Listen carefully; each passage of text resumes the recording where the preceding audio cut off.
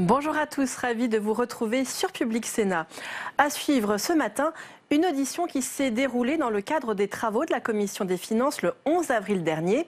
Les sénateurs ont entendu plusieurs experts de la Direction générale du Trésor, de l'OCDE ou encore de l'Inspection des Finances autour de la question de la montée en charge de la taxe carbone. L'objectif, mieux appréhender les questions soulevées par la tarification du carbone, un enjeu essentiel pour accélérer la transition énergétique et favoriser le déploiement d'une économie bas carbone. La fixation d'un prix du carbone et la création d'une taxe spécifique ont fait l'objet de nombreuses réflexions en France depuis 20 ans qui ont commencé à se concrétiser en 2014. Alors les solutions retenues sont-elles efficaces d'un point de vue écologique? Quelles vont être les conséquences pour les contribuables? Et plus globalement, pourquoi faut-il donner une valeur au carbone pour lutter contre le réchauffement climatique? Réponse dans cette audition qui s'est tenue le 11 avril au Sénat. Mes chers collègues, la forte hausse pour la période 2018-2022 de la taxe carbone intégrée aux taxes intérieures sur la consommation des produits énergétiques a donné lieu à des débats nourris lors de l'examen au Sénat du projet de loi de finances pour 2018. La table ronde que nous organisons ce matin a pour objectif de permettre à notre commission des finances de mieux appréhender les questions soulevées par la tarification du carbone, qui constitue un enjeu essentiel pour accélérer la transition énergétique et favoriser le déploiement d'une économie bas carbone. La fixation d'un prix du carbone et la création d'une taxe spéciale ont fait l'objet de nombreuses réflexions en France depuis au moins une vingtaine d'années et ont commencé à se concrétiser à compter de 2014. Tout l'enjeu est désormais de déterminer si les solutions retenues sont efficaces d'un point de vue écologique et quelles pourraient être les conséquences pour les différentes catégories de contribuables de la montée en charge de la taxe carbone. Pour nous éclairer sur cette question, nous entendons aujourd'hui M. Alain Quinet, inspecteur général des finances et président de la commission sur la valeur tutélaire du carbone. Monsieur Benjamin Delosier, sous-directeur des politiques sectorielles à la Direction générale du Trésor, et Monsieur Kurt Van Dender, chef du service de la fiscalité environnementale à l'OCDE, l'Organisation de coopération et de développement économique. Je vais donc bien sûr leur céder successivement la parole. Je crois que pour chacun d'entre eux, il y a des projections envisagées qui contraignent peut-être le déroulé horaire. Néanmoins, si chacun d'entre vous pouvait arriver à s'en tenir à un propos liminaire de l'ordre d'une dizaine de minutes, ce serait assez formidable, de façon à laisser, comme il est de tradition, un espace réel, sinon de dialogue, à tout le moins de questionnement de la part des membres de la Commission sur ces sujets tout à fait importants. Je cède donc la parole en premier lieu à M. Alain Quinet pour nous expliquer pourquoi il importe de donner une valeur au carbone pour lutter contre le réchauffement climatique et comment la fiscalité peut être mobilisée pour internaliser les externalités négatives produites par les différentes activités humaines qui émettent du dioxyde de carbone. À vous, M. Quinet. Merci, Monsieur le Président. Bonjour, Mesdames et Messieurs les membres de la Commission des Finances du Sénat. Donc, je vais effectivement, d'une dizaine de minutes, peut-être me concentrer prioritairement sur la démarche de construction de la valeur carbone qui sert de référence aux politiques publiques. Et puis, ensuite, quitte à en revenir ensuite dans la discussion, vous dire quelques mots sur les usages de cette valeur. Alors, peut-être que le premier point qui est peut-être le plus important, qui est en amont de la discussion, c'est de comprendre quelle était cette démarche de construction d'une valeur tutélaire du carbone, le terme tutélaire étant peut-être un peu énigmatique, et donc vous dire un petit peu quelle est la logique de construction de ces travaux, sachant que je vais vous parler à la fois des travaux qui ont été conduits il y a une dizaine d'années, et qui ont été rendus publics, et puis des travaux de mise à jour qui nous ont été demandés par le Premier ministre et que nous avons commencé depuis le début de l'année. Alors, l'idée de cette démarche de valeur carbone, elle est relativement simple à exprimer. L'idée, c'est de partir d'un constat simple qui est que les politiques publiques européennes et françaises s'appuie sur des objectifs de réduction des émissions de gaz à effet de serre, et notamment des émissions de CO2. Et donc la démarche de recherche de la valeur carbone, c'est en fait chercher à répondre à la question quelle est la valeur du carbone, quel est le prix du carbone qui permet d'atteindre les objectifs ambitieux que se sont fixés l'Europe et la France.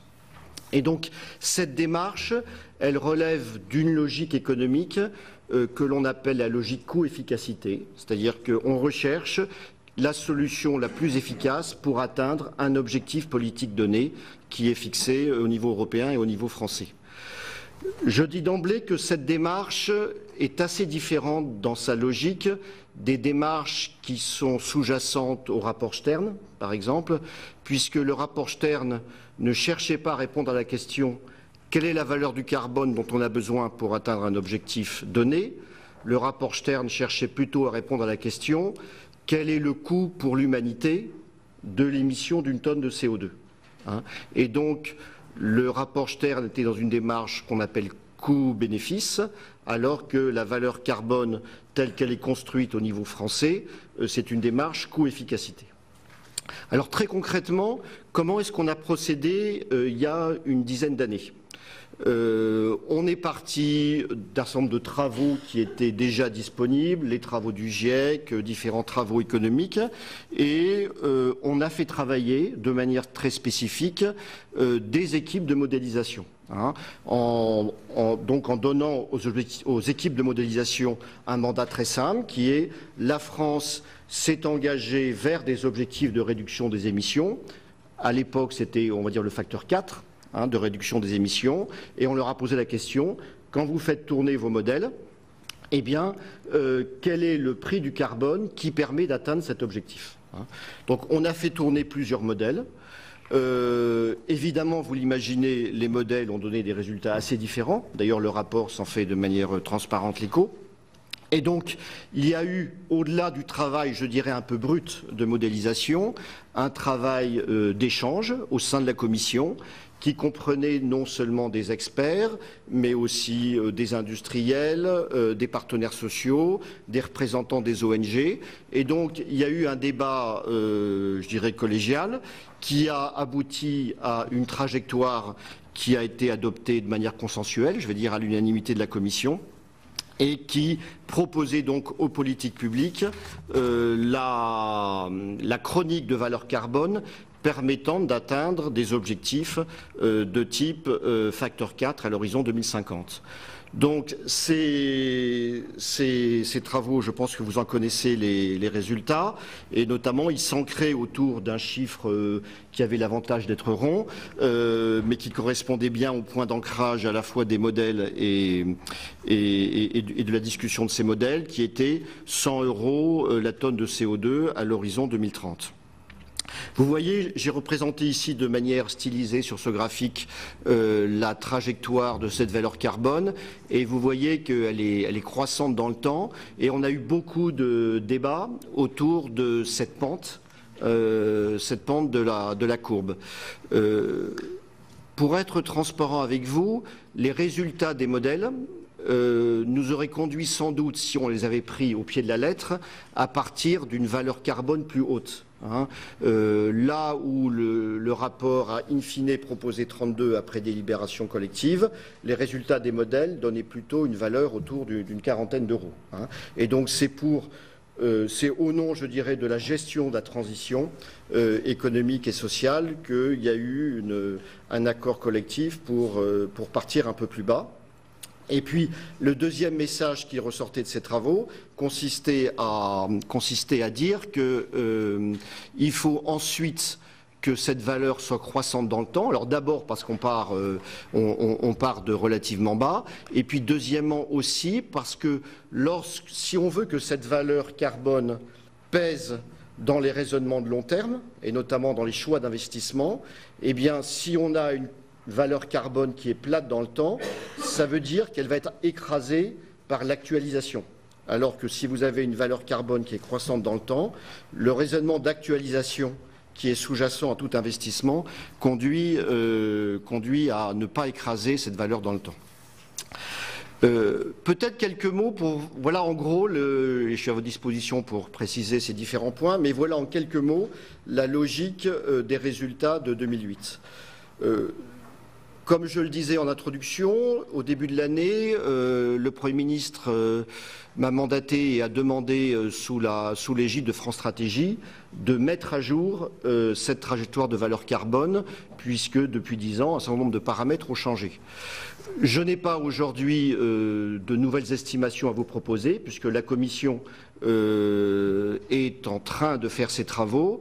On a mandaté des équipes de modélisation, un petit peu plus que la fois précédente, qui sont en train de travailler, et donc je n'ai pas encore le retour ni de ces travaux de modélisation, ni bien sûr du sentiment de la Commission. Je peux malgré tout vous donner quelques considérations personnelles pour vous dire ce qui a changé de fondamental depuis 10 ans et qui sans doute pousse aujourd'hui à plutôt revoir à la hausse les valeurs carbone de 2008. La première chose peut-être que l'on peut dire, c'est que les objectifs officiels sont plus ambitieux aujourd'hui qu'il était il y a 10 ans. Et globalement, on est passé, dans le cadre des accords de Paris et aussi au niveau national, quand on raisonne à l'horizon 2050, d'une logique de type facteur 4, c'est-à-dire réduction de 75% des émissions, à une logique de neutralité carbone. C'est-à-dire qu'en net, en tenant compte des puits de carbone, l'objectif que la France ne soit plus émettrice nette. Et donc ça renvoie à un renforcement des objectifs. Deuxième idée simple, c'est que depuis 10 ans, le temps a passé. Pardon cette banalité, et les instruments ont été globalement au niveau mondial comme au niveau européen et aussi au niveau français un peu en deçà, en termes de tempo, des objectifs qui a été fixés. Et donc le temps passant, le budget carbone qui est à notre disposition, il tente à se réduire, et donc ça veut dire que là aussi, il y a un motif de révision à la hausse. Et puis, troisième élément que je mentionnerai, alors qui lui est plus un élément d'incertitude, mais je dis incertitude de manière neutre, c'est qu'il y a 10 ans, le potentiel technologique tel qu'on pouvait l'envisager était relativement limité, on va dire, et la principale innovation qu'on avait dans le viseur, c'était le véhicule électrique. Aujourd'hui, quand on refait ce travail-là, on voit qu'il y a un potentiel d'innovation qui est entouré de beaucoup d'incertitudes, mais qui concerne à la fois le stockage de l'électricité, la capture du CO2. Donc il y a une incertitude sur le potentiel d'innovation qui est importante. Voilà. Alors pour peut-être tenir dans les temps impartis par le Président, et donc sans prétendre du tout déployer l'ensemble de mon document, ce que je voudrais simplement souligner sont les choses suivantes. C'est que globalement, depuis 10 ans, ce que l'on voit, c'est que le recours aux signaux prix dans les politiques publiques a plutôt eu tendance à s'étendre. D'ailleurs, c'est même assez clair qu'il s'est étendu. Vous savez que quand on raisonnait il y a une dizaine d'années, il y avait globalement les pays scandinaves qui représentaient une forme d'exception, puisqu'ils avaient mis en place très tôt des prix du carbone relativement élevés. Aujourd'hui, les statistiques de la Banque mondiale le montrent, on a de plus en plus de pays, une quarantaine aujourd'hui, qui ont mis en place des signaux de prix sous forme de tarification, de marché, et ceci vaut aussi d'ailleurs pour des régions et pour des villes. Et peut-être le dernier point que vous me permettrez de mentionner, pour aussi alimenter le débat, c'est que lorsqu'on parle des usages de la valeur carbone, notamment dans la fiscalité, mais il y a d'autres usages, les débats il y a 10 ans, dans la foulée du rapport que j'avais publié et qui ont donné lieu notamment au rapport Rocard et puis aux premières tentatives de mise en place de la taxe carbone, ils se sont beaucoup concentrés sur l'incidence de cette fiscalité sur les revenus, sur le pouvoir d'achat des ménages, avec, il est vrai, des effets redistributifs qui sont d'une grande complexité. Ce que le débat, à l'époque, n'avait pas mis en lumière, suffisamment, me semble-t-il, c'est aussi tout ce qui se passe du côté de l'offre, du côté des choix plus structurants. Ce que l'on a appris depuis une dizaine d'années, c'est d'abord que le Proétechnique, il n'est pas spontanément vert. On a vu émerger, c'est vrai, du Proétechnique dans le domaine des énergies renouvelables, mais aussi du Proétechnique dans le domaine du gaz de schiste, par exemple. La deuxième chose qu'on a appris, et ça vaut notamment quand on regarde le cas allemand, mais aussi peut-être un peu le cas français, c'est que la transition énergétique et écologique, elle est coûteuse en l'absence de tarification par carbone, parce qu'à ce moment-là, si on veut créer un différentiel de coûts entre les solutions vertes et les solutions polluantes, eh bien, on doit passer par le subventionnement des solutions vertes. Et ce que l'on voit aussi, c'est que quand il n'y a pas de signal prix, quand on regarde comment le mix électrique évolue, eh bien, ce que l'on voit, c'est que les ENR sont en concurrence avec le nucléaire autant qu'en concurrence avec les énergies fossiles. Voilà. Donc tout ça pour dire que lorsqu'on parle de fiscalité carbone, bien sûr, on parle de sujets qui sont objectivement complexes sur le pouvoir d'achat, les effets redistributifs, mais on parle aussi de la rentabilité des investissements de long terme, on parle aussi de la rentabilité du mix énergétique, et la rentabilité relative des solutions vertes par rapport aux solutions polluantes. Et puis, on parle aussi de la rentabilité des choix de chauffage et de mobilité des entreprises et des ménages. Voilà, Monsieur le Président, en quelques mots, ce que je voulais souligner. Merci, Monsieur Quinet. Nous allons donc passer à Monsieur Delosier, sous-directeur des politiques sectorielles à la Direction générale du Trésor, pour nous présenter la taxe carbone française, ses objectifs, sa trajectoire et ses impacts sur les ménages et sur les entreprises. Monsieur Delosier.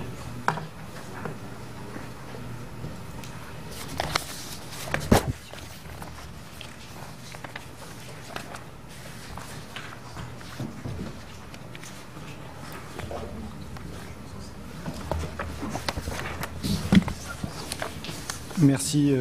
Merci, Monsieur le Président, Mesdames et Messieurs les membres de la Commission des Finances. Je vais aussi essayer de respecter le timing. D'abord, je vais commencer par rappeler simplement les objectifs de réduction des émissions de gaz à effet de serre auxquels la France est soumise, qu'elle s'est donnée. Il y a un objectif global pour la France, tout secteur confondu, qui est celui d'une baisse de 40% des émissions de gaz à effet de serre d'ici 2030 par rapport à 1990. C'est un objectif qui est inscrit dans la loi de transition énergétique pour la croissance verte, celle de 2015, et il est aligné avec les objectifs du paquet énergie-climat au niveau européen et donc les engagements européens pris dans le cadre de l'accord de Paris. C'est pour répondre à cet objectif qu'on va ensuite discuter des politiques publiques qui vont venir. Il y a un deuxième objectif, comme l'a rappelé Alain Quinet, qui a été ajouté lors du plan climat publié en juillet 2017. C'est celui d'une neutralité carbone, c'est-à-dire des émissions nettes nulles, à l'horizon de 2050.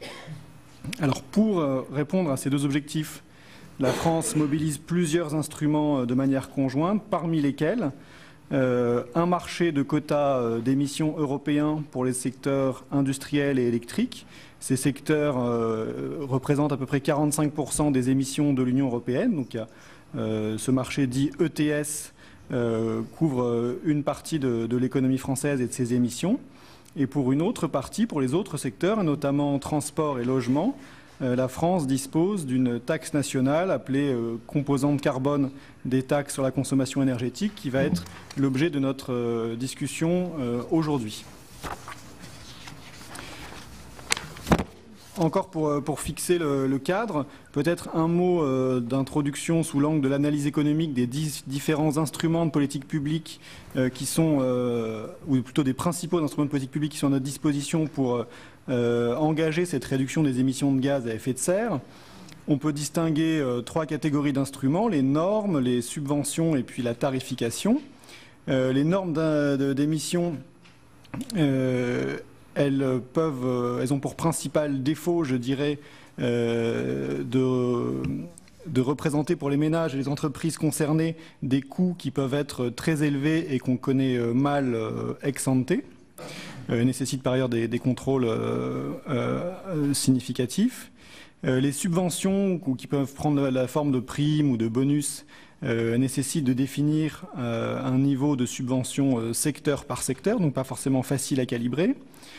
Comme Alain Quinet l'a dit, elles impliquent par ailleurs un coût élevé pour les finances publiques et elles peuvent être victimes de possibles effets d'aubaine, c'est-à-dire que certains ménages ou entreprises peuvent bénéficier de subventions pour des comportements qu'ils auraient eus en l'absence même de cette subvention. La troisième catégorie d'outils, c'est ce qu'on met sous la dénomination de tarification des émissions de gaz à effet de serre ou encore signal-prix. Et ça regroupe en fait deux outils différents mais qui ont du point de vue de l'analyse économique beaucoup de propriétés communes et notamment la propriété de la plus grande efficience. C'est à la fois les taxes carbone et les marchés de droit à émettre du carbone. On dit que les économistes disent que ces outils sont efficients au sens où ils permettent que les efforts de réduction des émissions soient faits par ceux pour qui ils coûtent le moins. C'est le gros avantage du point de vue de l'analyse économique de ces outils par rapport notamment aux normes d'émissions.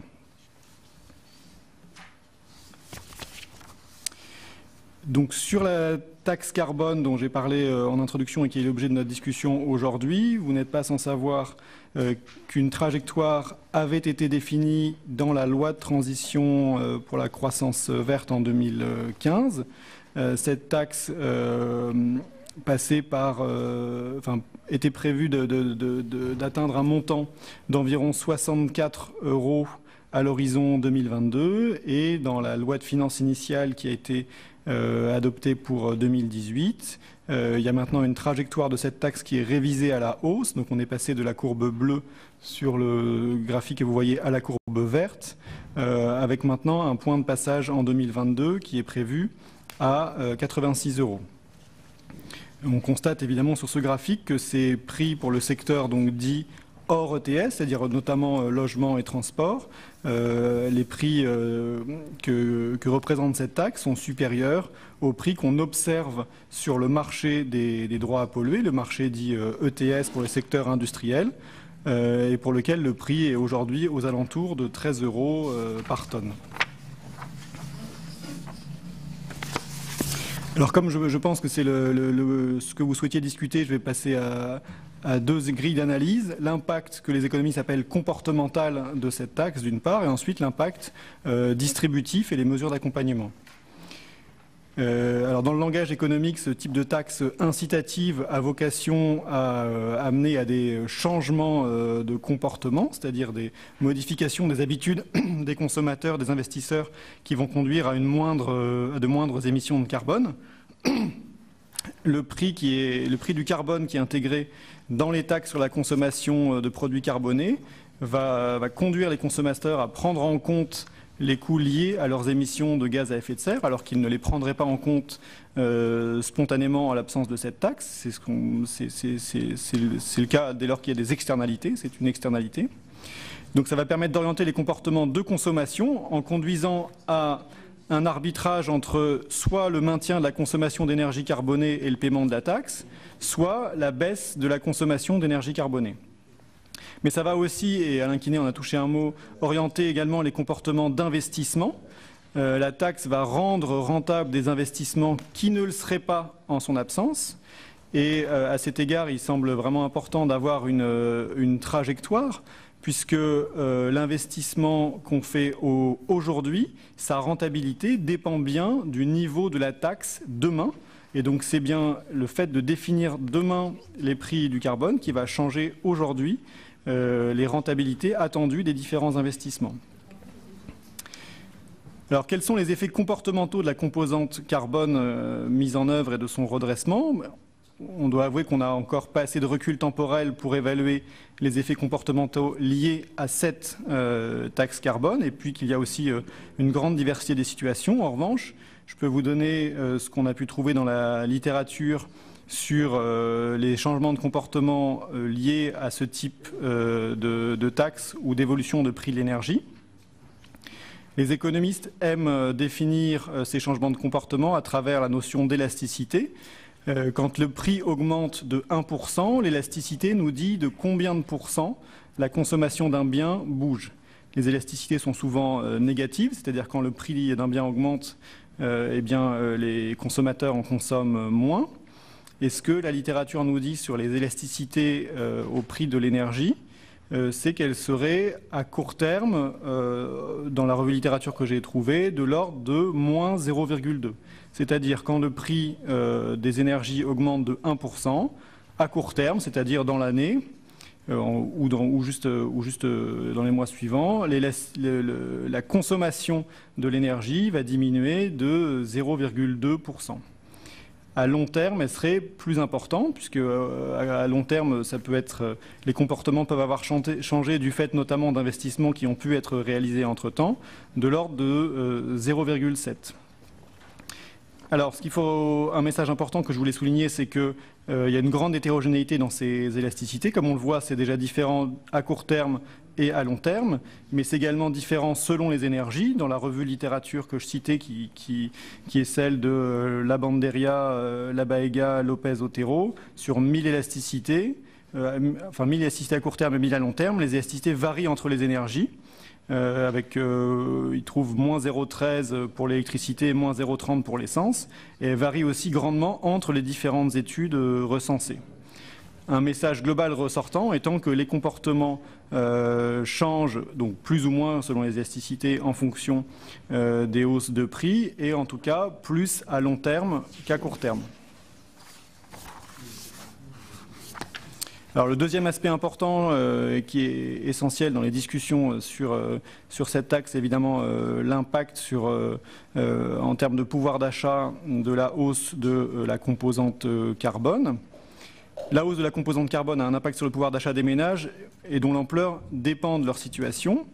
Elle va dépendre notamment du mode de chauffage, est-ce qu'on se chauffe au fioul, au gaz, à l'électricité, du mode de transport qu'on a l'habitude d'utiliser, est-ce qu'on a un véhicule thermique ou est-ce qu'on utilise d'autres modes de transport, des distances qu'on parcourt quotidiennement.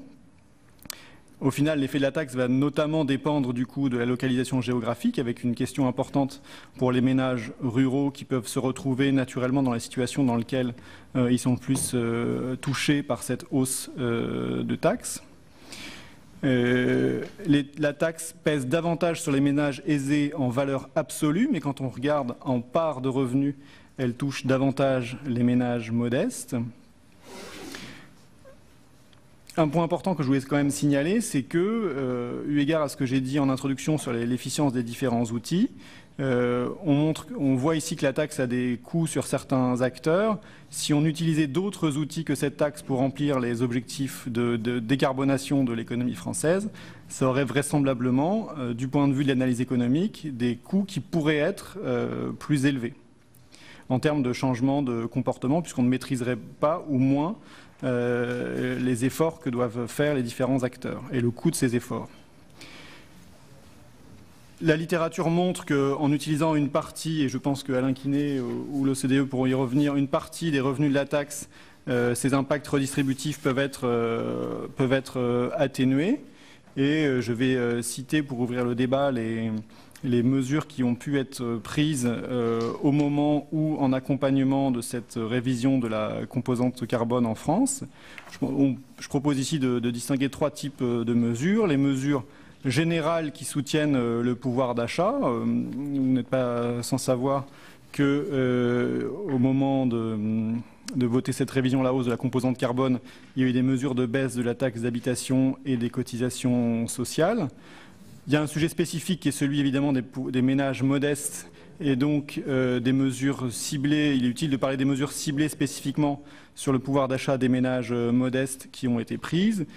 Il y a de prévu une revalorisation de la prime d'activité de 20 € par mois en octobre et de 80 € par mois d'ici la fin du RSA qui a été, d'ici la fin du quinquennat, pardon, le RSA revalorisé de 10 € par mois en septembre, la revalorisation du minimum vieillesse, du complément familial, je pourrais vous donner les chiffres évidemment, mais vous les connaissez probablement mieux que moi. Il y a eu aussi des mesures spécifiques d'accompagnement du type chèque énergie qui a été généralisé à 150 € par ménage modeste en 2018 avec la prévision de le monter à 200 € en 2019. Ça, c'est pour les mesures que je dirais plutôt de nature de compensation ou en tout cas de redistribution, mais à distinguer des mesures qui ont davantage un caractère d'accompagnement à ce que les économistes appellent le changement de comportement et donc qui vont inciter ou accompagner des investissements à même de diminuer les émissions de carbone de différents acteurs.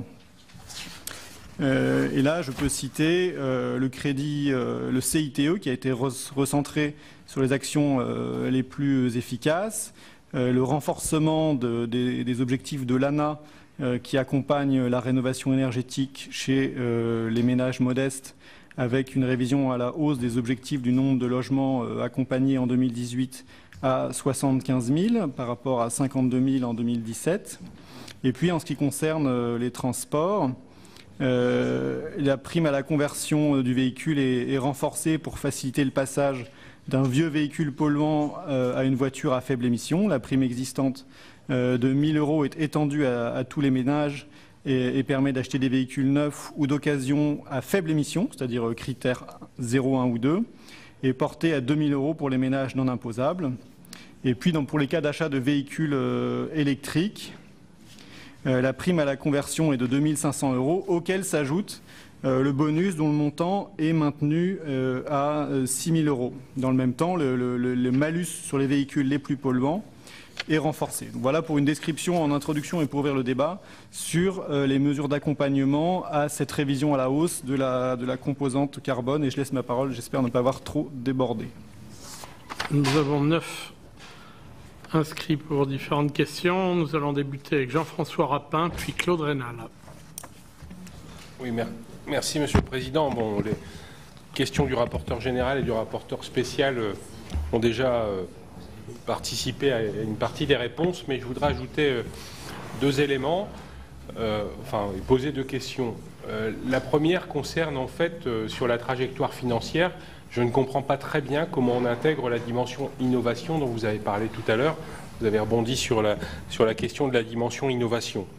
Parce qu'effectivement, quand on revient 10 ans en arrière, on n'imaginait pas les progrès à l'heure actuelle et on n'imagine pas ceux de dans 10 ans. Donc c'est un petit peu compliqué de comprendre comment on a fixé un prix et une trajectoire alors qu'on n'est pas en mesure de maîtriser le niveau d'investissement de demain. Ça, c'est la première question. La deuxième question, et elle est venue dans votre réponse concernant les véhicules électriques. Vous avez parlé effectivement de l'acquisition et pour les ménages à faible revenu, de la possibilité, au regard de la prime, de pouvoir investir dans un véhicule électrique en particulier. Mais moi, je vais vous parler du renouvellement. Le renouvellement du véhicule électrique, aujourd'hui, il n'est pas soutenu. On peut comprendre que ce soit normal, sauf qu'aujourd'hui, les prix des véhicules électriques n'ont pas baissé autant que ça depuis 3 ou 4 ans. Et globalement, quand on renouvelle un bail ou un LOA sur un véhicule électrique, eh bien on reverse la compensation et on reverse finalement la prime qu'on avait touché à l'époque. Donc c'est assez, c'est un calcul qui me surprend aujourd'hui. Alors on le reverse pas bien sûr à l'État, mais on le reverse aux vendeurs automobiles, puisque je pense que les prix n'ont pas baissé suffisamment sur ce type de construction. Claude Raynal, puis Georges Patient. Je m'excuserai de faire des commentaires et de ne pas écouter les réponses parce que malheureusement je suis pris par la grève des transports aériens et je suis obligé de vous quitter dans un quart d'heure. Mais je voudrais faire donc trois remarques. La première, vous remercier tous les trois parce que je ne sais pas si vous êtes concertés, mais en tout cas il y a une très belle imbrication entre les 3 documents qui nous sont fournis, ce qui permet d'avoir une vision globale, me semble-t-il, Jean-François peut nous le confirmer, assez précise. Et quand on est peu habitué au dossier, en tout cas avec ces 3 présentations, je crois qu'on a une vision assez claire et assez précise des choses. Je voulais vous en remercier. Le deuxième point, c'est que je voudrais dire que j'ai retrouvé en particulier les qualités d'enseignant d'Alain Quinet dans son document, je dois le dire. Et je le remercie en particulier d'avoir traité de manière assez longue, assez significative, la question de l'acceptabilité de la fiscalité écologique, parce que on sent bien, et vous sentez bien, qu'au-delà de l'aspect purement technique, entre ce que l'on fait et les résultats attendus, l'acceptabilité, c'est un vrai sujet. Et donc, vous y avez consacré une place importante dans votre exposé. Encore une fois, merci. D'ailleurs, on a des exemples récents. On l'a vu avec la Cour des comptes récemment, sur des politiques qui s'adressent effectivement à des gens ayant des moyens limités pour les aider à rénover leur logement. Et on a pu étudier l'autre jour le programme Habiter mieux qui était dans ce sens, avec peu d'argent public finalement, comment faire en sorte que des gens ayant des moyens limités puissent rénover leur logement, et c'est sans doute des politiques à poursuivre, nous l'avons vu. Alors, je suis avec M. Delosier un peu plus en difficulté, je dois le dire, et peut-être n'a-t-il pas lui-même suivi à l'époque les cours d'Alain Quinet. Parce que sans doute, peut-être nous aurait-il proposé un document peut-être plus classique, en 2 parties, 2 sous-parties, vous savez, comme on faisait à l'époque. Et je suis étonné, sincèrement, de la part de la direction du Trésor, de la page 7 de votre exposé.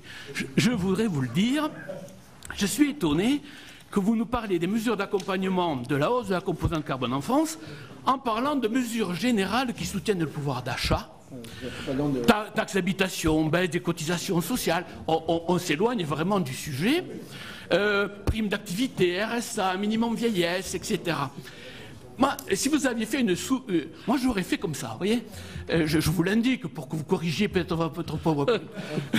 Des mesures générales qui soutiennent le pouvoir d'achat, 3 points de suspension, malheureusement rééquilibrés par des mesures qui vont en sens inverse. Alors, je voudrais vous en donner: tarification sur le tabac, hausse de la contribution sociale généralisée, tarifs de stationnement en ville, prix des timbres, etc., etc. Vous voyez, toutes choses qui finalement, dans un exposé d'une administration, cher monsieur, aurait permis d'équilibrer le propos. Et puis, je tiens à vous le dire, ici, dans cette Assemblée, nous avons quelques sénateurs de La République En Marche. C'est pas la peine de leur donner tous les arguments, ils l'auraient fait eux-mêmes. Hein. Donc, voilà.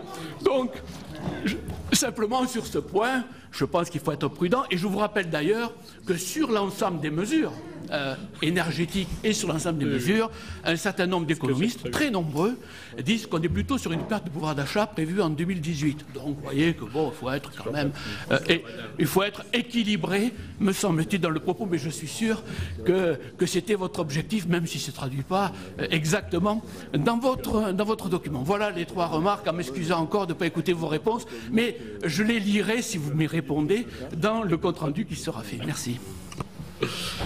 Merci mon cher Claude. Georges Patient, puis Jérôme Bacher. Merci Monsieur le Président. Les forêts, on le sait, sont considérées comme des formidables puits de carbone.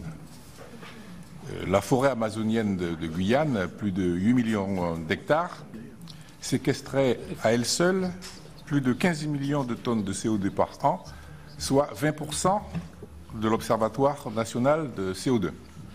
Alors ma première question: est-ce que vous avez prévu de prendre en compte cette donne dans la mission de détermination de la valeur tutélaire du carbone? Et deuxièmement, ma deuxième question en découle: est-ce que vous avez prévu d'étudier des mesures financières pour compenser la non-exploitation de cette forêt, pour cette raison, quand on sait qu'elle décèle de nombreuses richesses qui ne peuvent être exploitées? L'or, la forêt, le bois, etc. Merci Georges. Jérôme Bacher et puis Christine Lavarde. Oui, merci Monsieur le Président. Alain Quinet a déjà répondu à beaucoup de choses parce que effectivement le sujet de l'investissement pour moi est le sujet majeur, et comme l'a dit très bien l'OCDE, il s'agit pour le caractère de l'offre d'avoir des perspectives de prix et pour pouvoir proposer un mix énergétique compétitif, des investissements et des innovations, pour reprendre ce que disait tout à l'heure Jean-François Rapin, qui vont dans le bon sens. Et donc moi je crois beaucoup plus au sujet effectivement d'un prix du carbone de long terme qui permettrait d'avancer, plutôt que de la taxation telle qu'envisagée aujourd'hui, comme l'a dit si bien le rapporteur général, et encore mieux Claude Raynal, sans vouloir flatter ni l'un ni l'autre. Mais c'est que du côté de la demande, je comprends bien le signal qu'on veut via une taxation écologique envoyée. Sauf que, et ça a été précisé, lorsque, par exemple, l'hiver est rigoureux, l'incitation, elle est à 0. C'est l'élasticité à moins 0,13, etc. à court terme. C'est bien, je comprends la littérature économique, je crois en avoir lu un peu, du temps d'Alain Quinet déjà, mais Alain, c'est notre maître à tous. Mais ça ne marche pas, là, ça ne marche pas. Et pour avoir une incitation, il ne faudrait pas que la fiscalité soit confiscatoire par ailleurs, parce que si vous avez le choix entre consommer, j'allais dire, du pétrole ou consommer toute autre chose, de toute façon vous serez taxé pareil. Vous voyez bien que vous n'avez plus du tout de dissuasion. Quand vous avez un taux de prélèvement obligatoire qui est au plus haut historique, et on se souvient de 2000, où on parlait de cagnotte et on disait, mais en fait, la charge fiscale n'a jamais été aussi élevée aujourd'hui, on est encore à 3-4 points de PIB au-dessus. Enfin, on ne se rend même plus compte des niveaux de prélèvement obligatoire dans lesquels on est. Tout ça n'a plus aucun caractère incitatif ou désincitatif, tellement, de toute façon, on vous en prend la moitié. On vous en prend la moitié, quel que soit ce que vous faites. Donc moi, je crois beaucoup à l'investissement, sans être dans la vision américaine, qui, elle, a aussi un problème de prix du pétrole qui est très différent du nôtre. Et peut-être que dans l'étude de l'OCDE, pour en revenir, et c'est ma question, avez-vous bien pris en compte le prix initial de l'énergie? Parce que quand vous regardez le prix du pétrole en Norvège, c'est pas le même que chez nous, etc. etc. Merci. Merci à Jérôme Bacher. Christine Lavarde, puis Marc Laménie. Oui, merci. Alors, ma question va porter un peu sur les mesures de compensation qui nous ont été rappelées par le Trésor. Donc, notamment, a été cité le chèque énergie, mais est-ce que vous ne pensez pas que dans ce dispositif, il y a un peu un effet contre-productif, puisque finalement, on vient cacher ou minorer le signal prix qui était envoyé par l'introduction de la contribution carbone, dans le fait que consommer de l'énergie a un côté néfaste pour la préservation de l'environnement. Ce d'autant plus que le chèque énergie, dans sa nouvelle configuration, a été étendu à des natures d'énergie dont on connaît le caractère polluant, notamment en termes d'émissions de particules quand on pense aux bois de chauffage. Donc ça, c'était ma première remarque. Et ma seconde rejoindrait l'intervention du rapporteur général sur un peu l'efficacité des outils, et notamment, par exemple, tous les outils qui sont faits dans le cadre de la rénovation thermique des logements, où quand on vise les personnes individuelles, on a un temps de retour de l'investissement qui est tellement long que finalement, il devient quand même plus rentable dans sa propre échelle, à l'échelle micro, de continuer à consommer beaucoup avec finalement une aide type le chèque énergie qui vient minorer la consommation, que d'avoir un investissement de long terme, mais conséquent. Et donc, ça serait peut-être le regard européen. Est-ce que dans d'autres pays, on pense différemment les aides au logement, et peut-être par exemple avec des investissements qui sont portés directement soit par les collectivités, avec un effet, voilà, on y va à grande envergure pour finalement transformer le parc et vraiment venir lutter contre les passoires thermiques. Merci Christine. Marc Laménie, puis Philippe Dallier. Oui, merci Monsieur le Président, et puis merci à nos trois invités qui nous ont aussi éclairés sur des sujets particulièrement complexes. Moi, j'aurais quelques interrogations en termes de transport, parce que bon, c'est vrai que si on prend l'échelle de notre pays, il y a de plus en plus de poids lourds par rapport, j'irais, à d'autres moyens de transport beaucoup moins polluants que sont le rail ou la voie d'eau. Et c'est vrai que à ce niveau-là, on se heurte quand même à beaucoup d'embûches. De l'autre côté, en termes de dispositifs, bon, il y a des dispositifs financiers, caractère fiscal, des mesures pour essayer de limiter toute cette problématique, mais on s'aperçoit que il reste beaucoup à faire. Donc voilà, alors mon interrogation, je dirais, quelle solution préconisez-vous? Je vous remercie. Merci Marc Laménie, Philippe Dallier, puis Michel Canvet. Monsieur le Président. Je partage le scepticisme du rapporteur général et j'avais les mêmes interrogations que notre collègue Rénal, parce que c'est vrai que retrouver la taxe d'habitation raccrochée à ce sujet, bon, ça démontre qu'en matière d'écologie, on peut recycler beaucoup de choses, y compris les promesses électorales. Mais je veux en venir aux mesures d'accompagnement et effectivement en posant la question de leur efficacité et de leur lisibilité.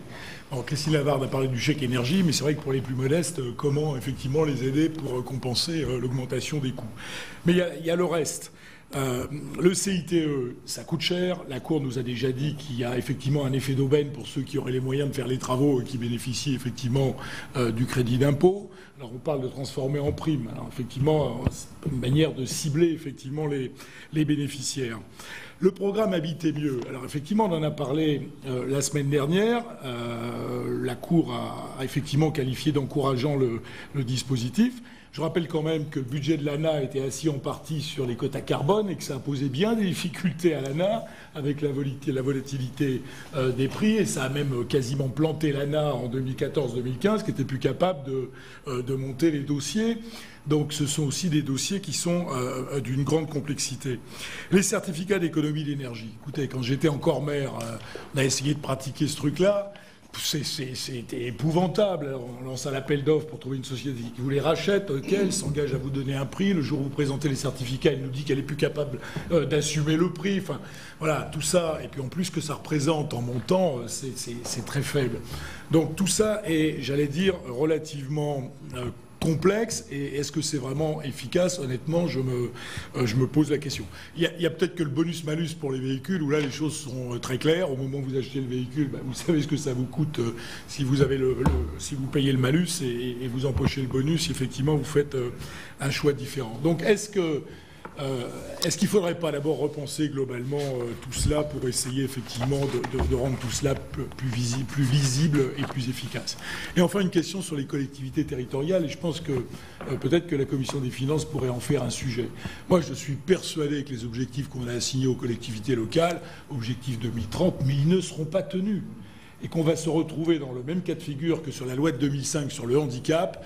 10 ans plus tard, on fera le constat en disant « Oh là là, catastrophe, personne n'a été en capacité de faire, d'abord pour des raisons de coût, et puis des questions le délai était relativement court. Là, c'est bien pire. Isoler tous les bâtiments publics avec la baisse des dotations qu'ont subi les collectivités territoriales, les économies qu'on leur demande de faire d'ici 2022 et penser qu'on sera au rendez-vous en 2030. Mais c'est complètement une folie de continuer à le laisser croire. Et donc je pense qu'il vaudrait mieux, je sais pas, commencer à regarder ce que les uns et les autres ont été en capacité de faire. Et puis encore une fois, ça va creuser la facture entre les collectivités qui ont encore un peu de moyens sous le pied, qui peuvent faire pour elles-mêmes, qui peuvent aussi accompagner les particuliers, parce que dans certains territoires, vous avez des aides pour rénover vos logements, et puis dans d'autres territoires, il n'y a rien du tout, parce que les collectivités n'en peuvent plus. Merci, cher Philippe. Michel Canvette et puis Didier Rambaud. Merci, Monsieur le Président. Je comprends bien les objectifs poursuivis par cette taxation carbone, notamment au regard des engagements de la France, mais je ne peux m'empêcher de m'inquiéter, comme cela vient d'être fait par Philippe Dallier, des conséquences financières que cela induit et aussi des conséquences sur le secteur rural, sur l'aménagement du territoire, parce que nous avons des contraintes, notamment pour ce qui concerne la rénovation de l'habitat, qui est souvent individuelle et de caractère, donc avec des coûts. Il y a aussi le besoin du recours à la voiture. Pour ce qui concerne le transport des marchandises, on sait bien qu'aujourd'hui, il n'y a quasiment pas d'alternative au transport routier parce que le rail ne fonctionne pas. Les ports maritimes ne sont pas en mesure de pouvoir assurer le trafic. Je regardais encore l'autre jour l'interdiction d'exporter ou d'importer des produits bio, sauf à partir de 4 ports dans lesquels sont situées des antennes de la DGCCRF. Donc c'est absolument dramatique pour ce qui concerne le développement et la vie en milieu rural. Donc ma question porte surtout sur le fait de savoir si, dans le cadre compte tenu du contexte de la balance commerciale française, à moins de 62 milliards de déficit l'année dernière, est-ce que ce n'est pas ambitieux que de vouloir instituer une taxation carbone qui risque de pénaliser encore plus l'ensemble des acteurs économiques de notre territoire, de l'ensemble des acteurs économiques français?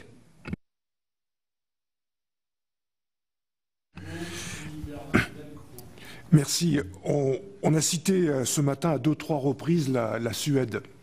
Alors c'est vrai peut-être qu'il faudrait repréciser que c'est un pays qui pratique ce qu'on appelle le double dividende, hein, qui consiste à utiliser les revenus de la taxe carbone pour réduire d'autres prélèvements, et notamment sur le travail. Dit autrement, cela permet de déplacer un déplacement de la pression fiscale du travail vers la pollution. Donc je sais que c'est un modèle qui est mis un peu en avant par la Commission européenne. Je voudrais savoir qu'est-ce que vous en pensez. Un mot sur le transport routier. C'est un sujet de crispation dans notre pays, parce que la France n'a pas réussi à se saisir de la question des externalités négatives engendrées par le transport routier. On sait que ce secteur est exclu de la contribution climat-énergie. Je voudrais parler de l'Allemagne qui, depuis 2005, a mis en place une taxe kilométrique pour les poids lourds. Elle leur rapporte, je crois savoir, plus de 4 milliards d'euros par an. Mais c'est vrai que ça a eu pour conséquence un report de la circulation sur l'est de la France et notamment en Alsace. Donc on voit bien qu'on a un autre problème d'une fiscalité environnementale, c'est comment éviter les externalités liées à la politique de nos voisins de l'Union européenne. Merci. Merci, Didier. Oui, merci Monsieur le Président. On est quand même, je rappelle le fond, on est quand même sur un enjeu majeur de réchauffement climatique et il est évidemment tout à fait nécessaire et urgent d'intervenir. Alors vous avez indiqué les uns les autres que la taxe carbone vous paraissait être sans doute la mesure la plus efficiente. Et qu'il y avait besoin de lisibilité sur le long terme pour les entreprises, et pour tous les secteurs, et je pense que je partage ces points de vue. Alors moi j'ai quelques questions, je voudrais rebondir sur ce qu'a dit notamment le rapporteur général et quelques intervenants, dont Michel Canvet. Le problème c'est que la taxe carbone, quand on l'applique, elle n'a pas les mêmes conséquences sur tous les territoires et sur tous les ménages. Et donc si on l'applique de manière uniforme, elle peut en effet accroître les inégalités territoriales et sociales. Et Michel Canvet, à juste titre, prenait l'exemple des territoires ruraux, des territoires de montagne notamment, où les transports en commun, il n'y en a pas, donc c'est obligatoirement la voiture individuelle, où les consommations sont plus importantes parce qu'on est en montagne, où le coût de l'énergie, enfin le chauffage dans les bâtiments représente des dépenses importantes, où les voitures électriques, c'est tout simplement pas possible parce qu'on est en montagne, parce qu'il y a des consommations, il y a des longs trajets à faire. Voilà, donc tout ça fait que ma question, elle est simple, c'est que appliquer de manière uniforme cette taxe sans la différencier en fonction des situations, même si on ne peut pas faire évidemment un partage trop important, ça me paraît être quand même source d'inégalité. N'y aurait-il pas, serait-il possible d'envisager des moyens de différencier l'application pour tenir compte quand même de la réalité du terrain? Deuxième question, ne pensez-vous pas, parce qu'on l'a vu dans d'autres domaines, que le dispositif d'aide, quel qu'il soit, d'ailleurs de crédit d'impôt, de prime ou autre, notamment pour la rénovation énergétique des bâtiments, n'engendre une augmentation du coût des travaux? On l'a vu dans beaucoup de domaines, quand il y a des aides publiques d'un côté, eh bien, ça se traduit par des augmentations de coûts de travaux et au final, le bénéfice ou l'engagement de l'argent public, finalement, n'est pas partagé entre le destinataire pressenti, le bénéficiaire, et puis d'autres secteurs. Enfin, une autre question. Vous avez indiqué qu'il vous paraîtrait possible de doubler finalement la taxe. Pour vous, ce serait ça pourrait être dans quel délai? Quel délai vous paraîtrait raisonnable? Et enfin, j'ai une question très précise sur l'Australie, parce que ça m'a beaucoup surpris tout à l'heure. Vous avez indiqué que l'Australie, avant de l'avoir abandonnée, a instauré une taxe sur la production d'électricité et pas sur le pétrole. Qu'est-ce qui peut justifier qu'il y ait une taxe sur la production d'électricité plutôt que sur le pétrole? Voilà, je vous remercie. Merci. Oui, merci de me donner la parole. Je vous présente mes excuses de ne pas avoir pu vous écouter dès le début de vos présentations. Je voudrais dire le plaisir que j'ai de retrouver Alain Quinet, fidèle à ses convictions, et remercier l'OCDE pour la mise en perspective, toujours très intéressante, parce que voilà, c'est des sujets difficiles. Et si je crois que nous partageons tous l'objectif qui est de trouver des outils pour lutter contre le réchauffement climatique, des outils efficaces à long terme, évidemment, après la mise en œuvre concrète, elle fait face à de nombreuses difficultés. Là-dessus, je voudrais évoquer deux sujets. Un qui est central pour nous en tant que sénateurs, c'est la question de cette égalité entre tous les Français. Et ce graphe bien connu de la présentation de M. Quinet qui montre que, voilà, pour le premier décile, les gens les plus modestes, la fraction du revenu consacré à l'énergie est la plus importante, même si en montant elle est faible, mais elle représente une part importante de leurs revenus. Il y a un vrai sujet. Et donc, une proposition simple, pourquoi n'inclut-on pas dans le mécanisme de compensation pour les bas revenus qui pourrait être mis en œuvre un critère géographique qui serait un critère d'aménagement du territoire? On sait le faire pour les aides au logement. Pourquoi ne le ferions-nous pas pour cette compensation, pour prendre en compte ce que Bernard Delcros a magnifiquement présenté et donc augmenter l'acceptabilité? Il y a ceux qui n'ont pas le choix. Quand on est urbain, on peut prendre un vélo, souvent on peut marcher à pied, il y a du tramway, il y a du TER. Quand on est dans les milieux qu'a décrit Bernard, c'est beaucoup plus compliqué. Deuxième question, en aggravant en augmentant le prix du carbone, se pose quand même la question, on peut d'ailleurs rajouter le marché du carbone à ça, pour les industriels, la question de la compétition avec les produits venus de pays qui n'appliquent pas des critères aussi rigoureux. Que pensez-vous d'un mécanisme d'inclusion carbone aux frontières? Là, on est plutôt sur le segment industriel, qui permettrait...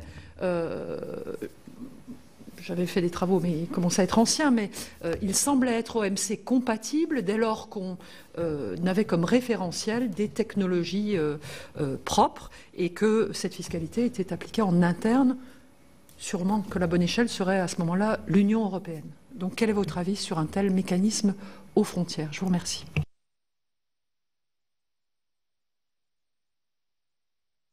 De fermer le banc en posant une dernière question. Elle est franco-française, donc s'adresse plutôt à Alain Quinet et Benjamin Delosier. La taxe carbone ne pèse pas sur un certain nombre d'entreprises, soit parce qu'elles sont de très grosses consommatrices d'énergie, comme c'est le cas dans le secteur des transports, soit parce qu'elles participent au marché européen d'échange de quotas d'émissions de carbone, comme c'est le cas de bon nombre de nos industries, alors que certaines d'entre elles émettent pourtant beaucoup de dioxyde de carbone. Estimez-vous que ce système d'exonération est parfaitement justifié au regard des objectifs environnementaux et n'y a-t-il pas un risque avéré que la taxe carbone pèse de ce fait essentiellement sur les ménages d'une part et sur les services d'autre part? Monsieur Quinet, peut-être pour... Bien. Alors, je vais essayer de répondre de manière synthétique, oui, en essayant de ne pas me répéter et en prenant des points nouveaux qui ont émergé dans la discussion. Peut-être premier point sur les questions d'innovation. Quand on travaille sur une trajectoire de valeur carbone, je dirais qu'on fait des hypothèses raisonnables. C'est-à-dire qu'on ne fait pas l'hypothèse qu'une technologie miracle arrive et règle le problème. Et donc, en général, les modèles incorporent ce qu'on appelle des prix de bascule, c'est-à-dire que sur la base de technologies connues ou prévisibles, on fait l'hypothèse qu'à partir d'un certain prix du carbone, on va basculer d'une technologie vers une autre, par exemple du charbon vers le gaz, du gaz vers des énergies décarbonées. Donc voilà ce qu'on fait. C'est aussi pour ça qu'il faut, à échéance régulière, assumer de réviser les trajectoires. Il faut trouver le bon équilibre, c'est-à-dire qu'une trajectoire à 50 ans, si on la révise tous les ans, ça devient du bruit. Si en revanche, tous les 10 ans, on remet les choses à plat, je pense qu'on a une séquence raisonnable et comme je vous l'ai dit, c'est aujourd'hui ce qu'on a commencé à faire. Deuxième question à propos de la forêt, je pense que c'est une question très intéressante parce que c'est effectivement quelque chose qu'on traite aujourd'hui dans la nouvelle commission valeur de carbone qui a été remise en route. Le fait d'être passé au niveau des objectifs français d'une logique un peu de réduction d'émissions de type facteur 4 vers un objectif de neutralité carbone, ça a deux vertus. D'abord, ça oblige à s'intéresser à l'ensemble des secteurs de l'économie, et pas simplement, je dirais, à la décarbonation de l'énergie. Et ça oblige aussi à raisonner en stock et donc à valoriser l'effet positif des puits de carbone. D'ailleurs, j'ai présenté un slide qui le faisait ressortir. Et donc, ce qui est tout à fait exact, c'est que dans les travaux que nous sommes en train de conduire, on va être amené à valoriser l'effet favorable des puits de carbone, qu'ils soient naturels ou éventuellement permis aussi par la technologie. Alors, on n'ira peut-être pas, dans le cadre de mes travaux propres, jusqu'à des mesures financières de compensation, mais en tout cas, on aura des éléments de valorisation de puits tels que la forêt guyanaise. Ce que vous avez dit sur notamment la question du transport routier de marchandises m'incite à une réflexion qui peut-être peut être traitée à la fois au niveau académique mais aussi peut-être à un niveau parlementaire et politique. C'est l'importance d'un dialogue franco-allemand sur ces sujets-là, hein, parce que évidemment il y a des effets de frontières qui sont très importants et c'est vrai que la lecture de la taxation du carbone des niveaux des assiettes n'est pas la même en Allemagne et ici, notamment parce que voilà, l'histoire énergétique, le poids du nucléaire n'est pas le même. Donc en tout cas, moi, je ne peux qu'appeler de mes voeux le fait que le dialogue franco-allemand sur ces sujets-là se renforce. Sur les sujets d'acceptabilité, peut-être d'assiette, pour prendre le sujet du président, je pense que effectivement, là, on parle de CO2 ou de carbone par facilité de langage, mais c'est vrai qu'il faut regarder l'ensemble des gaz à effet de serre. Donc, ce qu'on voit aujourd'hui, c'est dans ces gaz à effet de serre, 70% c'est du CO2, 30% ce sont les autres gaz.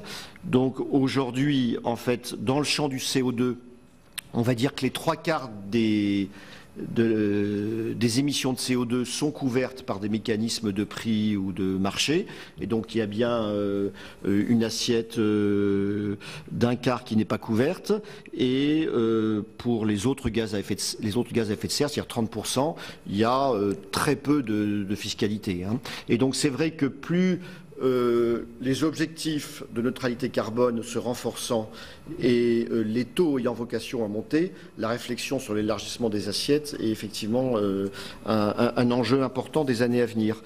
Je me permets une dernière remarque sur les questions d'acceptabilité, parce que je pense qu'il y a d'une part, ce que je retirais de nos discussions, c'est qu'il y a d'une part un enjeu, je dirais, pour les études économiques, c'est sans doute de faire ressortir de manière plus fine et plus claire les effets redistributifs, je dirais au départ, ex ante, comme cela a été fait et on vous en a parlé, mais aussi ex post, quand on tient compte d'un certain nombre de mécanismes, soit d'indexation, soit de redistribution, soit de changement de comportement. Je pense qu'il manque à la représentation nationale des cas types ex post qui permettraient d'éclairer le débat. Je crois que c'est le travail sur le plan académique qui reste à conduire. Ensuite, sur le recyclage, je pense qu'il y a une difficulté que je me permets de mentionner, c'est que je pense que les membres de la Commission des finances sont attachés au principe d'universalité budgétaire, et donc je pense que la difficulté ensuite qui est un petit peu plus politique, c'est d'arriver à avoir une règle de recyclage lisible. Hein, et il y a des éléments de recyclage, mais en gardant en principe fondateur l'université budgétaire. Donc il faut avoir une règle politique de recyclage qui ne fasse pas obstacle à la préservation de l'universalité budgétaire. Voilà pour ce qui me concerne. Merci Monsieur Quinet. Monsieur Delosier. Merci. Je vais essayer de traiter les points qui me concernent. Alors je vais commencer par la rénovation thermique. Vous avez cité que le taux de retour était généralement très long sur les actions de rénovation thermique. Là, je voulais donner comme élément de réponse que c'était très hétérogène et qu'il y avait quand même des cas où les taux de retour étaient immédiats, même si le carbone n'était pas taxé. Je vous renvoie à un document de travail qu'on a publié qui s'appelle « Barrières à l'investissement dans l'efficacité énergétique, quels outils pour quelles économies ?»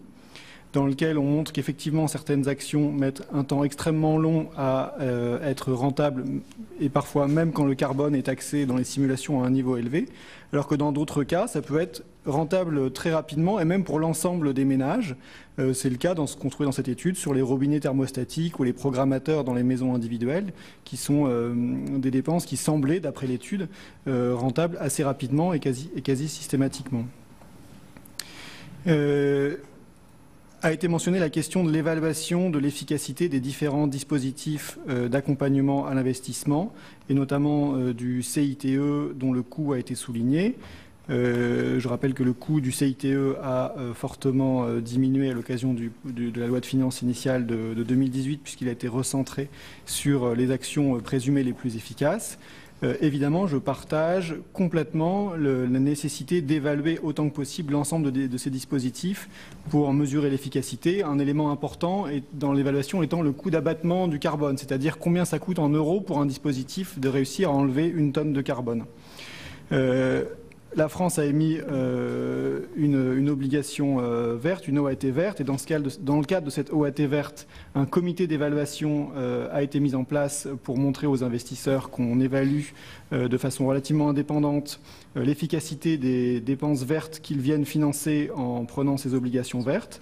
Le CITE étant un des plus gros dispositifs financés via cette obligation verte, il est probable qu'il fasse partie des premiers à être évalués dans ce contexte. Sur les questions de recyclage et d'affectation, Alain Quinet l'a dit, je pense qu'il y a deux questions différentes, celle du recyclage et celle de l'affectation avec la question de l'universalité budgétaire. Le point d'ailleurs a été même souligné que quand les recettes étaient affectées, avec l'exemple de l'ANA dont les recettes proviennent du marché ETS, ça pouvait poser des problèmes de dynamique entre la dynamique de la recette et la dynamique de la dépense. La raison pour laquelle j'ai donné dans mon propos des éléments sur la redistribution en général mise en œuvre par le gouvernement et pas uniquement des éléments d'accompagnement sur la transition énergétique, c'est qu'il me semble qu'il faut regarder le bilan redistributif aussi d'un point de vue global, et que pour l'essentiel, la composante carbone n'est pas affectée, et donc on peut avoir envie de regarder le schéma global redistributif. Et là, comme vous le savez, dans le rapport économique, social et financier, le diagnostic qui était fait par le gouvernement était celui d'un bilan globalement redistributif avec une évolution du niveau de vie qui était plus favorable sur le quinquennat pour les déciles inférieurs, mais je ne rentre pas dans ce sujet qui a été abondamment discuté. Sur les sujets du taux de prélèvement obligatoire, dont l'un d'entre vous disait qu'il était élevé et donc que ça nuisait aux différentes incitations. Je pense qu'il y a deux questions différentes. Il y a la question du niveau du taux de prélèvement obligatoire qui est une vraie question avec l'objectif de le baisser d'1 point sur le quinquennat. Ça n'empêche pas qu'on puisse imaginer un rôle croissant des fiscalités incitatives. Et du point de vue de la théorie économique, c'est bien le signal prix qui est mis sur un bien qui va faire qu'il va être plus ou moins consommé. C'est bien l'augmentation de la fiscalité sur le tabac ou son annonce qui est susceptible de faire baisser sa consommation, idem sur le carbone, sur l'ensemble des biens sur lesquels il y a des externalités négatives. Tout ça n'empêche pas évidemment que ces fiscalités incitatives puissent être recyclées dans des baisses de prélèvements obligatoires, dont les modélisations macroéconomiques montrent que c'est dans ces cas-là qu'elles ont des effets particulièrement favorables sur l'économie. Et ce qui me permet de répondre à une autre question sur le cas de la Suède qui avait recyclé dans la baisse du coût du travail. C'est quand même un peu ce qui a été fait lors de la mise en œuvre je ne parle pas de la révision, mais de la première mise en œuvre de la trajectoire carbone. Ça a été rappelé d'ailleurs, contribuer au financement du CICE, donc baisse de charge sur le travail jusqu'à un seuil qui est de SMIC et demi. Encore une fois, les modélisations macroéconomiques montrent que dans ces cas-là, c'est là où c'est relativement riche en emplois. D'autant que, et c'est pour répondre à un autre point, le pétrole est un bien importé. Donc sur les questions de l'impact sur la balance commerciale, c'est pas trop préjudiciable au sens où faire porter la fiscalité carbone sur un bien qui se trouve en France et importé n'a pas d'impact négatif sur la balance commerciale. Alors, une question a été posée sur le chèque énergie et son effet dissuasif, et puis sur la possibilité de cibler avec une dimension aussi géographique les chèques de transfert. Je dirais que, de point de vue de l'analyse économique, l'important c'est de faire deux choses, de mettre les bons signaux prix sur les externalités et qu'ils soient les mêmes pour tout le monde, pour répondre à une question qui a été posée explicitement, c'est-à-dire que la tonne de carbone émise, elle a la même valeur pour la société qu'elle soit émise à un endroit ou à un autre, et donc pour l'économiste, il faut mettre le même prix sur cette tonne de carbone émise. En revanche, il y a effectivement des ménages pour lesquels ça pose plus de difficultés que d'autres, ce qui pose la question de chèque, de redistribution, et notamment du cas du chèque énergie. Mais c'est préférable de mettre les bons signaux prix et de redistribuer par des chèques. Je ne crois pas qu'il y ait d'objection à cibler avec différentes variables, et notamment le revenu, mais on peut en imaginer d'autres. Je ne crois pas qu'il y ait d'objection théorique. L'essentiel est que ce soit les bons signaux prix. Et comme vous savez, le chèque énergie est venu notamment remplacer les tarifs sociaux de l'énergie qui, eux, ne donnaient pas les bons signaux prix. C'est-à-dire qu'en faisant payer l'énergie moins chère à certains ménages, on ne leur faisait pas bien prendre en compte le fait qu'il y avait des externalités dans cette consommation énergétique, par exemple. Et donc, du point de vue de l'analyse économique, c'est préférable de prendre leur situation en compte par des chèques spécifiques plutôt que de distordre les signaux prix. Sur le mécanisme d'inclusion carbone, je crois que la réponse est oui. La France le président de la République a parlé d'une taxe carbone aux frontières. La France a essayé au niveau européen d'avancer sur le sujet du mécanisme d'inclusion carbone. Comme ça a été souligné, c'est au niveau européen la bonne échelle pour le faire. La difficulté qu'on rencontre, c'est celle de convaincre nos partenaires.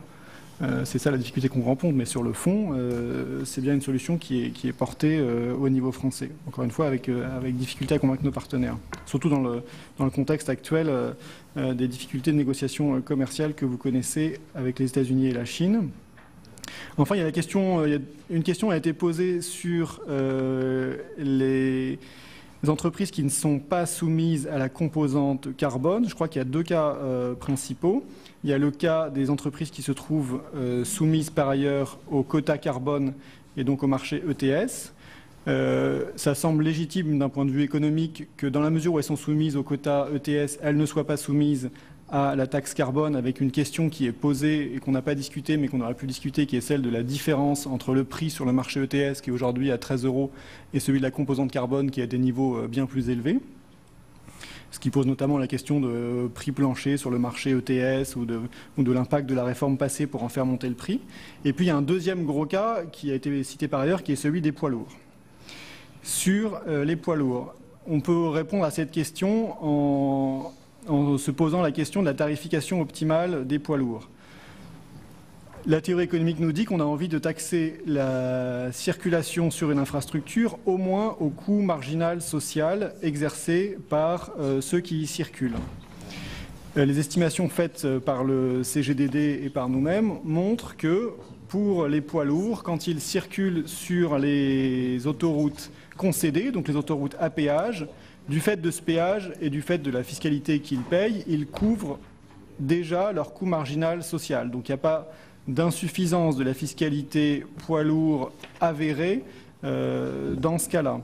Là où ils ne couvrent pas leur coût marginal social, c'est quand ils roulent sur les autres routes. Soit les autoroutes non concédées, soit les autres routes sans péage. Donc du point de vue de la théorie économique, là où on a envie d'augmenter la fiscalité des poids lourds, c'est bien sur ces circulations-là. Et donc c'est de cette façon qu'on peut réfléchir à augmenter d'un point de vue théorique la fiscalité sur les poids lourds. Ça n'empêche pas, et ça a été souligné par Alain Quinet, qu'il y a un sujet spécifique de est-ce qu'on fait le plein à l'étranger ou pas, qui rend particulièrement compliqué le fait de passer par la composante carbone dans ces cas-là.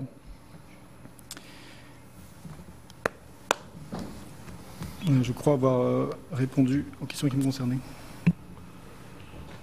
Monsieur Van Benter. Merci pour ces questions. Juste quelques mots. Concernant l'innovation et la trajectoire de la taxe carbone, je pense que l'approche actuelle est de construire une trajectoire pour le prix carbone dans un sens inverse au risque, je dirais. Donc si l'innovation passe plus vite que prévu, les recettes de la taxe carbone vont baisser plus vite que prévu et on va atteindre l'objectif plus vite que prévu. L'inverse est pire. C'est ça un peu l'attitude actuelle concernant la trajectoire pour le prix carbone, je pense. Et je pense que c'est ça le grand changement, et M. Quinet a déjà expliqué ça aussi, c'est le grand changement dans la pensée sur les défis climatiques dans la décennie passée. Il coûte plus cher d'attendre. Donc on ne peut pas attendre, il faut agir maintenant et inciter les investissements maintenant. Donc attendre et apprendre, c'était un peu l'approche des États-Unis avant qui l'ont poussé très fortement. Je pense qu'on n'est plus dans ce monde-là, on a l'accord de Paris avec ces objectifs qui existent. Et c'est aussi dans ce sens-là que je pense que la discussion sur la fiscalité et la taxe carbone comme taxe confiscatoire ou punitive, c'est une discussion importante bien sûr, mais c'est une discussion à avoir après considération d'utilisation des recettes et pas avant. Donc je pense qu'il est très important d'être clair sur l'ensemble des politiques donc le prix carbone et comment, quelle utilisation est-ce qu'on va faire des recettes pour donner de la compensation où cela est nécessaire ou pour essayer d'avoir un double dividende parce que cela est possible dans des contextes spécifiques. Donc je pense que la discussion est plutôt sur l'utilisation des recettes que sur le principe de la taxe carbone en fait. Donc pour moi c'est un peu la question la plus importante. Qu'est-ce qu'on va faire avec ces recettes? Dans le même sens, est-il utile de peut-être avoir une taxe qui n'est pas uniforme? Je ne suis pas très partagé de cette idée. Je pense qu'il est plus facile, plus efficace dans le sens environnemental d'avoir une taxe uniforme et après d'essayer d'adapter la compensation aux conditions particulières des ménages. Donc cela aussi est compliqué et des difficultés ont été signalées et discutées, mais je pense que cela est quand même la meilleure approche en comparaison avec avoir une taxe qui n'est pas uniforme, parce que là on perd quand même beaucoup de l'efficacité environnementale avec l'instrument, et ça c'est le premier but. On a parlé des transports et de la construction. Le prix carbone est important là aussi, mais ce n'est pas que le prix carbone qui est important. Donc des décisions concernant les investissements dans les infrastructures et tout ça, il est très important que ça aussi fait partie de la politique climatique. Finalement, sur le Border Carbon Adjustments, j'ai oublié la terminologie française déjà. Border Carbon Adjustments. Je comprends l'approche, c'est très séduisant dans un sens, mais je pense que dans le contexte, on a l'article 20 dans la World Trade Organization, donc ça pourrait être légal et tout ça. Donc dans un sens légal, je pense qu'on peut discuter cela. C'est une bonne idée de prendre cette approche en fait de forcer les autres pays à augmenter eux leur prix carbone. Donc oui, ça fonctionne très bien dans ce sens-là aussi pour les incitations, disons, mais dans le contexte courant concernant le multilatéralisme ou manque de multilatéralisme, je pense que c'est très compliqué et on va, si on commence une discussion sur les Border Carbon Adjustments maintenant, on va avoir une combinaison de beaucoup de problèmes concernant l'échange mondial qui vont rendre les débats inutiles, à mon avis, à ce point. Merci infiniment. Voilà pour cette audition qui s'est tenue le 11 avril dernier au Sénat et qui a permis aux sénateurs de la Commission des Finances d'entendre de nombreux experts sur la question de la montée en charge de la taxe carbone, essentielle dans l'actuel contexte de la transition énergétique. Vous pouvez toujours voir et revoir toutes les auditions sur notre site publicsénat.fr. Très bonne journée sur les chaînes parlementaires.